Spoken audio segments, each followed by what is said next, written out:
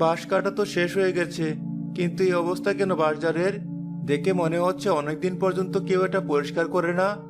জমিদার সাহেব কেনই বাজারটা পরিষ্কার করায় না? তারে তো কাজের লোক, বাজারটা চিন্তা করার কেউ নেই। আমি কাল সকাল সকাল এসে তোকে পরিষ্কার করে দেব। তোর এই অবস্থা দেখতে আমার একদমই ভালো লাগছে না। এখন তাহলে চললাম। বাঁশ এনে দিয়েছিস? বাহ, এই নে, এই টাকাগুলো রাখ। তোকে বলেছিলাম অর্ধেক মাইনে দেব, এখানে অর্ধেক আছে। বাকি অর্ধেক এখন আর চাইবি না। এই পুরো মাস শেষ হলে তারপর তোকে দিয়ে দেব। এখন যা, আর কাল সকালে তাড়াতাড়ি আসিস। মাইনে পেলাম, এখন বাজারে যাই। দুহাত ভর্তি বাজার করে বাড়ি ফিরলে গিন্নি খুশি হবে, আমার মেয়েটাও খুশি হবে। ভাবতে কি ভালো লাগছে। গিন্নি, আমার মেয়ে কোথায়? দুলালি, বাইরে বেরিয়ে আয়। দেখ, তোর জন্য একটা পুতুল এনেছি। টাকা দিয়েছে কি দেয়নি অমনি শুরু হয়ে গেছে খেলনা কিনে টাকা নষ্ট করা। কয়েকদিন পর জমিদার আবার টাকা দেবে না, তখন কি করে সংসার চলবে? একটু খরচ কমাও।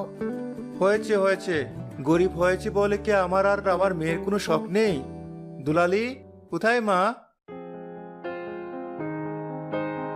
দেখি, আরে বাহ, এত সুন্দর পুতুল! আমার খুব খুশি লাগছে। তোমাকে অনেক ধন্যবাদ। আমার সব বন্ধুদের কাছেই পুতুল আছে, আমারই শুধু ছিল না।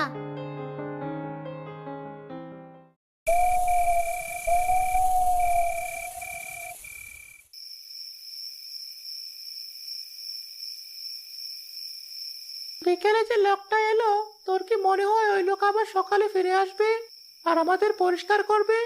আরে কি বলছিস? কত লোক এলো গেল, শুধু আমাদের বাজার থেকে বাঁশ কেটেই নিয়ে গেল। আমাদের সুখ দুঃখ কে দেখে? আমরা পরিষ্কার থাকলে কি, বা নোংরা আবর্জনা পড়ে থাকলে কি? বাঁশ দিচ্ছে, সেগুলো কেটে বিক্রি করছে, তাদের লাভ হচ্ছে।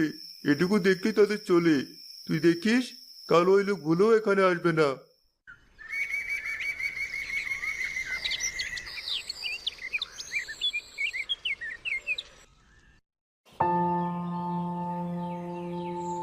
গিন্নি, আমি গেলাম। জমিদার সাহেব কি তোমাকে আরো নতুন কাজ দিয়েছি? আজ তো তাড়াতাড়ি যাচ্ছ, সকালের খাবারটাও তো খেলে না। না না, খাওয়ার সময় নেই, আমাকে এক্ষুনি যেতে হবে। আমি জমিদারের বাড়ির পেছনে যে বাজারটা আছে সেটা পরিষ্কার করার চিন্তা করছিলাম। দেখতে খুবই নোংরা লাগছিল। তোমার যত সব আদিক্ষেতা, এমনিতেই জমিদারের এত কাজ করো। জমিদার কি বলেছে সেই বাঁশবাগান পরিষ্কার করতে? সেটা পরিষ্কার করলে কি আর না করলে কি, দুদিন পর আবার বাঁশের পাতা